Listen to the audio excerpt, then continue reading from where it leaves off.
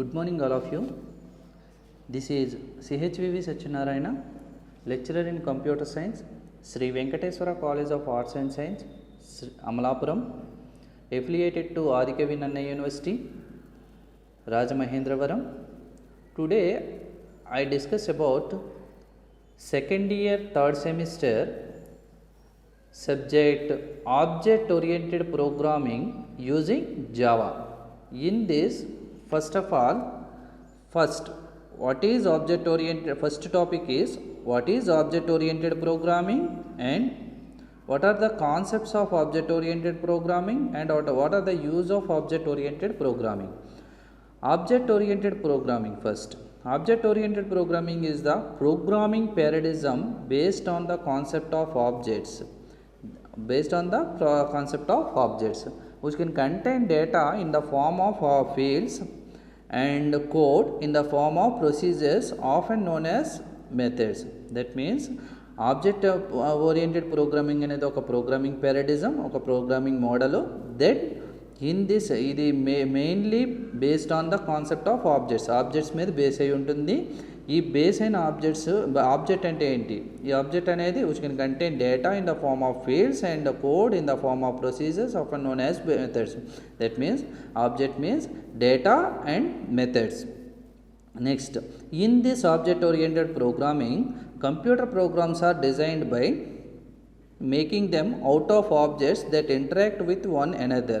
ఈ object oriented ప్రోగ్రామింగ్లో computer programmes అనేవి ఎలా డిజైన్ చేయబడతాయంటే ఆబ్జెక్ట్కి మధ్య ఇంటరాక్షన్ అయ్యి ఇంటరాక్ట్ అయ్యి దాని ద్వారా ప్రోగ్రామ్స్ అనేవి అంటే సాఫ్ట్వేర్ అనేది డిజైన్ చేయబడుతుంది. Next, designed by making them out of objects that interact with one another.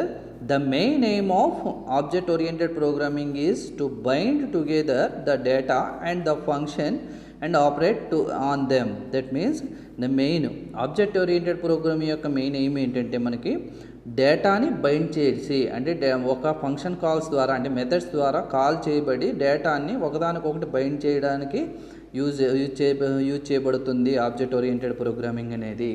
Next, what are the advantages of object oriented programming? Object oriented programming advantages. Object oriented programming is fast and easier to execute, and second, object oriented programming provides a clear structure for the programs. program యొక్క clear structure మనకి provide చేస్తుంది object oriented programming అనేది.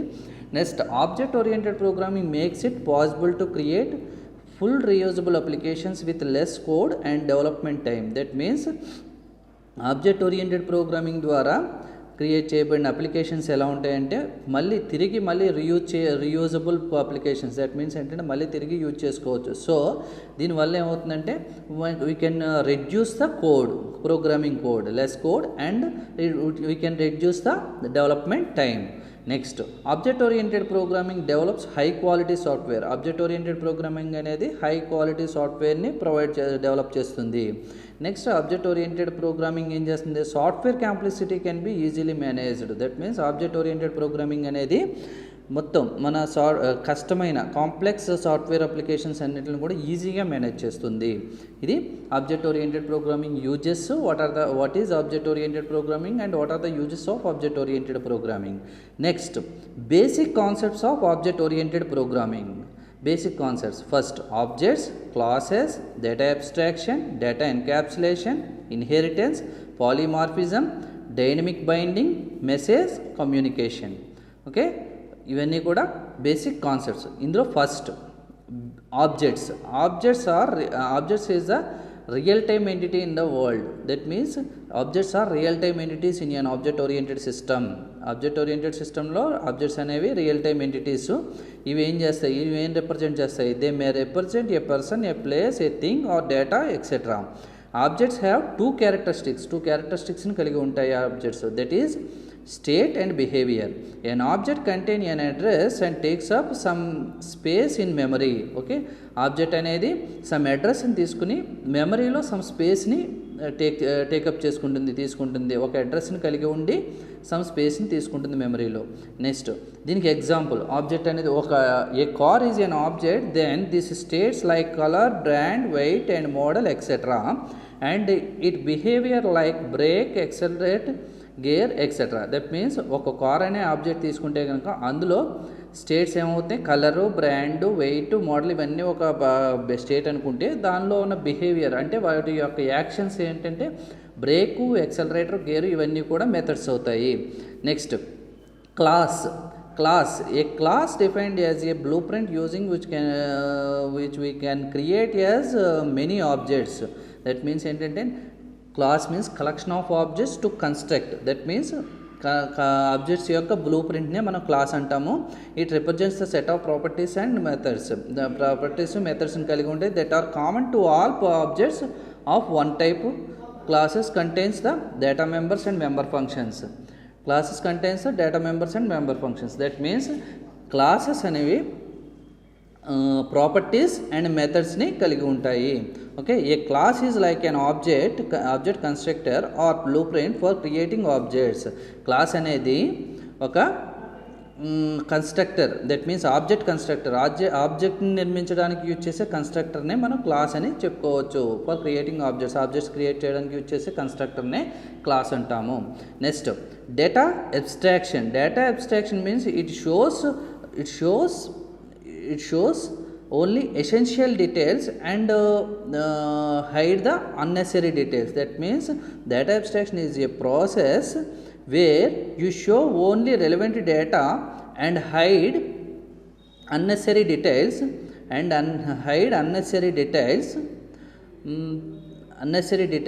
of an object for the యూజర్కి కావలసిన మాత్రమే చూపిస్తుంది ఈ data abstraction అనే process. For example, when you log into your bank account online, you enter your user ID and password and press login. Then you see only how the input data sent to server, how it gets verified is all abstracted away from the you. That means ఏంటంటే మనం ఒక bank account online account open చేస్తే కనుక మనం user ID, password and login press చేసిన తర్వాత మనకి essential details మాత్రమే చూపిస్తుంది సర్వర్ అనేది. అంతేగాని మనకి మొత్తం it verified the all abstracted away. మొత్తం సర్వర్ అనేది అంటే బ్యాంక్ సర్వర్ అనేది మనకి ఎసెన్షియల్ డీటెయిల్స్ మాత్రమే చూపిస్తుంది. అంటే దీంట్లో అబ్స్ట్రాక్షన్ అనేది యూజ్ చేయబడుతుంది. Next data encapsulation means it bind the data. That means binding means concatenating the code. That means binding code and data together into a single unit or known as encapsulation. That means మన డేటాని కాంకాటినేట్ చేయడానికి ఎక్కువ use చేసే process ఏంటంటే data encapsulation. Binding code and data together into a single unit are known as encapsulation. Encapsulation can be achieved by declaring all the variables in the class as private and writing public methods in the class to set and get the values of variables. మనం సింపుల్గా ఈ ఎన్క్యాప్సులేషన్లో మనం ఇచ్చేది ఏంటంటే every డేటాకి get and set మెథడ్స్ని మనం mention చేస్తున్నాం. అంటే మనం రీడ్ అండ్ రైట్ మెథడ్స్ వాల్యూస్ని మనం ఎంటర్ చేయడం జరుగుతుంది ఎన్క్యాప్సులేషన్. దీనికి చూడండి information in, data and methods. Next information out అంటే మనం డేటా అండ్ మెథడ్స్ ఇచ్చిన తర్వాత ఇన్ఫర్మేషన్ ఎంటర్ అయిన తర్వాత మనకు వచ్చే అవుట్పుట్ అనేది డేటా అండ్ మెథడ్స్ ద్వారా మనకు అవుట్పుట్ వస్తుంది. దేని ద్వారా వస్తుంది? డేటా ఎన్క్యాప్సులేషన్ ద్వారా. Next inheritance. It is the main concept of the object oriented ప్రోగ్రామింగ్లో ఇది మెయిన్ కాన్సెప్ట్. ఎందుకంటే ఇది రీయూజబిలిటీ. దట్ మీన్స్ ఏంటంటే ఇది మెయిన్ పర్పస్ ఏంటంటే రీయూజబిలిటీ. మనం ఆబ్జెక్ట్ ఓరియంటెడ్ ప్రోగ్రామింగ్ యొక్క మెయిన్ యూజ్ ఏమని చెప్పుకున్నాం అడ్వాంటేజెస్లో? ఇట్ ఈజ్ రీయూజబిలిటీ అని చెప్పాం. అంటే ఒక క్లాస్ని క్రియేట్ చేసిన తర్వాత ఆ క్లాస్ యొక్క ఫీచర్స్ సేమ్ ఫీచర్స్ వేరే క్లాస్లో ఉంటే కనుక దానికి ఆ ఫీచర్స్ని మళ్ళీ ఎంటర్ చేయకుండా మనం దానికి ఎక్స్టెండ్గా ఎక్స్టెండ్ ఫీచర్స్ని ఓన్లీ యాడ్ చేసుకుంటే సరిపోతుంది అనమాట ఈ ఇన్హెరిటెన్స్ అండ్ కాన్సెప్ట్లో. అంటే inheritance is an important concept of object oriented programming. It is the mechanism by one class is allowed to inherit అంటే derive the features and methods concept of reusability. That is, when we want to create a new class and there is already a class that includes some of the code that we want, we can derive our new class from the existing class. That means already ఒక existing class ఉన్న తర్వాత ఉంటే ఆ existing క్లాస్కి extra ఫీచర్స్ని add చేసుకోవడానికి use చేసే concept ఏంటంటే inheritance. Okay, మీరు ఇన్హెరిటెన్స్ యొక్క కాన్సెప్ట్ చూసుకుంటే కనుక ఇక్కడ డయాగ్రామ్ బర్డ్ అనే ఒక ఆబ్జెక్ట్ ఉంది, ఆ బర్డ్ క్లాస్ ఉంది. ఆ బర్డ్ క్లాస్కి 2 types of class, flying birds ఉంటాయి, నాన్ ఫ్లయింగ్ బర్డ్స్ ఉంటాయి. కానీ బర్డ్ అనే దానికి కొన్ని లక్షణాలు ఫ్లయింగ్ బర్డ్స్లోను నాన్ ఫ్లయింగ్ బర్డ్స్లోనూ కామన్గా ఉంటాయి, దానికి ఎక్స్టెండ్ చేయబడతాయి ఈ ఫ్లయింగ్ బర్డ్స్. నెక్స్ట్ ఈ ఫ్లయింగ్ బర్డ్స్లో రాబిన్ యాట్రిబ్యూట్ అనేది స్వాలో అనేది ఫ్లయింగ్ బర్డ్ అయితే, నాన్ ఫ్లయింగ్ బర్డ్ అనేది పెంగ్విన్, కివి అవుతుంది.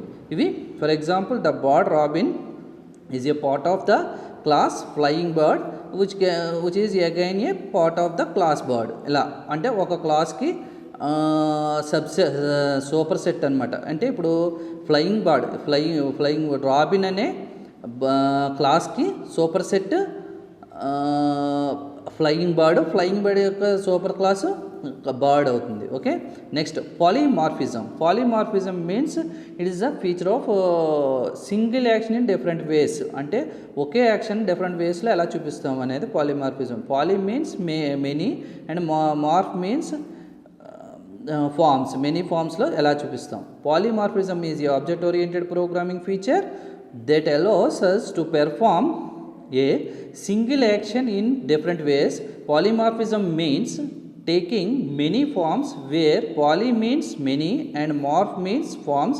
It is the ability of variable function or object to take multiple forms లో చూపించడానికి యూజ్ చేసే ప్రాసెస్ని ఏమంటాం అంటే పాలిమార్ఫిజం అంటాం. పాలిమార్ఫిజంలో 2 టైప్స్ ఉంటాయి, మెయిన్ టైప్స్ ఏంటి, overloading, method overloading, method over riding. ఫర్దర్గా మనకి ఫర్దర్ క్లాసెస్లో వస్తాయి. ఇది method overloading, method over riding. Next for example can be speak something, A cat box meow, dog barks woof, etc. then speaks method is common. Okay, అంటే speak అనేది common, కానీ స్పీక్లో ఉండే method అంటే అవి బార్క్ చేసేవి ఎలా ఉంటుంది, క్యాట్ అనేది అరుస్తుంది, డాగ్ అనేది అరుస్తుంది, బట్ క్యాట్ అనేది మ్యావ్ అని అరుస్తుంది, డాగ్ అనేది వూఫ్ అంటే బౌ అని అరుస్తుంది. కాబట్టి ఇవన్నీ బార్కింగ్ అనేది మారుతుంది. కాబట్టి మెథడ్ అనేది ఒకటే, బట్ వేరియబుల్స్ చేంజ్ అవుతున్నాయి. ఓకే, నెక్స్ట్ ఆబ్జెక్ట్స్ చేంజ్ అవుతున్నాయి. నెక్స్ట్ ఇంకో షేప్ తీసుకుంటే కనుక సర్కిల్ ఒక షేప్ అనే క్లాస్ తీసుకుంటే కనుక ఆ షేప్లో డిఫరెంట్ షేప్స్లో తీసుకోవచ్చు, సర్కిల్లో తీసుకోవచ్చు, బాక్స్లో తీసుకోవచ్చు, ట్రయాంగిల్లో తీసుకోవచ్చు, ఇలా వస్తుంది. Next dynamic binding. What is dynamic binding? Binding means binding refers to the linking of a procedure call to the code to be executed in response to call. Binding means మనం ఇందాక చెప్పుకున్నాం ఎన్క్యాప్సులేషన్ అనేది binding చేస్తున్నాం. కానీ ఇక dynamic binding ఏంటంటే it is associated to polymorphism and ఇన్హెరిటెన్స్కి పాలిమార్ఫిజంకి అసోసియేటెడ్ అయ్యి ఉండి మనం బైండింగ్ అనేది జరుగుతుంది, అంటే కాంకాటినేషన్ అనేది జరుగుతుంది. In this type of binding the method to be called is not decided by the compiler decide చేయదు, ఓన్లీ ఇంటర్ప్రిటర్ ద్వారా మనం డిసైడ్ చేసుకుని మనం కంబైన్ చేస్తాం. నెక్స్ట్ మెసేజ్ కమ్యూనికేషన్ మీన్స్ ఇక్కడ ఆబ్జెక్ట్ ఓరియంటెడ్ ప్రోగ్రామింగ్లో మనకి ఆబ్జెక్ట్ మధ్య ఇంటరాక్ట్ అవుతాయి అన్నాం. అంటే దట్ మీన్స్ ఏంటంటే ఆబ్జెక్ట్ కమ్యూనికేట్ అవుతాయి. ఓకే, ఇదే ఆబ్జెక్ట్ కమ్యూనికేట్ అంటే ఆబ్జెక్ట్ మధ్య మెసేజ్ కమ్యూనికేషన్ అనేది జరుగుతుంది. ఎలా జరుగుతుందంటే an object oriented programming consist as a set of objects that communicate with each other communicate అవుతాయి. The process of programming is an object oriented programming involves following steps. ఎలా ఆబ్జెక్ట్లు అనేవి communicate అవుతాయి అంటే క్రియేటింగ్ క్లాసెస్ క్రియేట్ చేయడం ద్వారా that define objects and their behaviour. ఒక class create చేసి ఆ క్లాస్లో ఆబ్జెక్ట్ యొక్క స్టేట్ అండ్ బిహేవియర్స్ని మనం డిఫైన్ చేస్తాం. Next creating objects from class definition ద్వారా చేస్తాము. Next establishing communication among objects మధ్య కమ్యూనికేట్ని ఎస్టాబ్లిష్ చేస్తాం. ఇది మెసేజ్ కమ్యూనికేషన్.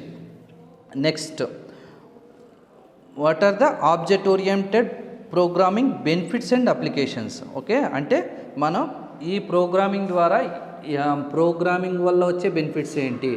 త్రూ ఇన్హెరిటెన్స్ ద్వారా we can eliminate A redundant code and extend and use of existing classes. Okay, అంటే మనం ఒక రిడెండెంట్ కోడ్ని మనం యూజ్ చేసుకుని దాన్ని అంటే రిపీటెడ్గా కోడ్ అనేది రెడ్యూస్ చేస్తాం, ఎలిమినేట్ చేసి మనం ఎగ్జిస్టింగ్ క్లాసెస్కి యాడ్ చేసేస్తాం. Extend the use of existing classes. Next the principle of data hiding అనేది మనం చేస్తాం అంటే డేటా అబ్స్ట్రాక్షన్లో వస్తుందని చెప్పాం కదా. Data hiding helps the programmer to build secure programmes.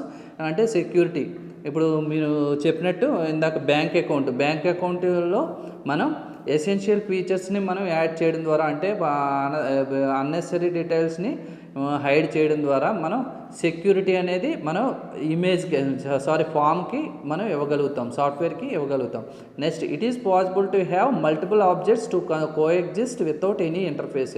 A interface లేకుండా మల్టిపుల్ ఆబ్జెక్ట్స్ని మనం క్రియేట్ చేయడానికి పాసిబుల్ అవుతుంది. Next problem domain object in the ఆబ్జెక్ట్లో ప్రోగ్రామింగ్ అనేది ప్రాబ్లమ్స్ అనేవి సాల్వ్ చేయబడతాయి. Next easy to partition the work in the project based on objects. ఈ ఆబ్జెక్ట్స్ ద్వారా మనం వర్క్ని అంటే ప్రోగ్రామ్స్ని పార్టిషన్ చేయడానికి యూజ్ అవుతుంది. Next object oriented programmings can be easily upgraded from small or large systems. మనం దేంట్లో అయినా సరే అప్గ్రేడ్ చేయగలుగుతాము ఆబ్జెక్ట్ ఓరియంటెడ్ ప్రోగ్రామింగ్ సిస్టమ్స్ ద్వారా. నెక్స్ట్ మెసేజ్ పాసింగ్ టెక్నిక్స్ ద్వారా మనం communication between objects make the interface descriptions with external సిస్టమ్స్లో కూడా మనం యూజ్ చేసుకోవచ్చు. Software complexity can be easily managed. Software complexity అనేది మనం ఈజీగా మేనేజ్ చేయగలుగుతాం. ఇవన్నీ benefits. Next applications of object oriented program ద్వారా అప్లికేషన్స్ క్రియేట్ చేసి రియల్ టైమ్ సిస్టమ్స్ని క్రియేట్ చేసుకోవచ్చు, టైమ్ షేరింగ్ సిస్టమ్స్ని క్రియేట్ చేసుకోవచ్చు. నెక్స్ట్ సిమ్యులేషన్ అండ్ మోడలింగ్ సిస్టమ్స్ని క్రియేట్ చేసుకోవచ్చు. ఆబ్జెక్ట్ ఓరియంటెడ్ డేటాబేసెస్ని క్రియేట్ చేస్తాము. Next hypertext and hypermedia and expect టెక్స్ట్ని క్రియేట్ చేస్తాము. నెక్స్ట్ ఆర్టిఫిషియల్ ఇంటెలిజెన్స్ టెక్స్ట్ని క్రియేట్ చేస్తాము. Next neutral networks and neutral networks ద్వారా ప్యారల్ ప్రోగ్రామింగ్స్ని క్రియేట్ చేయగలుగుతాము. Next decision support and office automation సిస్టమ్స్ని క్రియేట్ చేస్తాం, క్యాడ్ సిస్టమ్స్ని. ఇలా మొత్తం టోటల్గా మనం అప్లికేషన్స్ని ఆబ్జెక్ట్ ఓరియంటెడ్ ప్రోగ్రామింగ్ ద్వారా నెంబర్ ఆఫ్ అప్లికేషన్స్ని మనం క్రియేట్ చేయగలుగుతాము. Real time systems, next real time systems means real time softwares అనమాట. నెక్స్ట్ సిఐఎం అండ్ క్యాడ్ సిస్టమ్స్ని కూడా మనం క్రియేట్ చేయగలుగుతాము. ఇది టోటల్గా ఏంటంటే what is object oriented programming, what are the use of object oriented programming, what are the concepts of object oriented programming, what are the benefits of object oriented programming, what are the applications of object oriented programming. Okay.